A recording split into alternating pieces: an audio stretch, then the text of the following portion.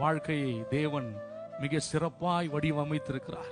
குயவன் கையிலே பாத்திரம் கெட்டு போனாலும் வணையும் போதே அது என்ன ஆயிடுச்சு, கெட்டு போயிடுச்சுன்னு அந்த மண்ணை தூக்கி ஓரமா போட்டுட்டு வேற மண்ணை எடுக்கிறவர் இல்ல, அதையே மறுபடியும் சரியான பாத்திரமாய் வணைகிறவர்.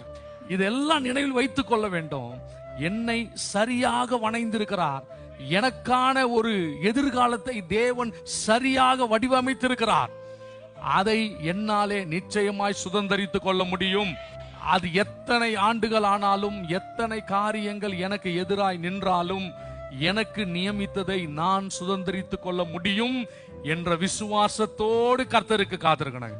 ஓடிட்டே இருக்கிறேனே, நிச்சயமாக ஒரு நாள் சிங்காசனத்திலே அமரும்படியாய் கர்த்தர் செய்வார். பயப்பட வேண்டியதே இல்லை, கலங்க வேண்டியதே இல்லை, யோசிக்க வேண்டியதே இல்லை.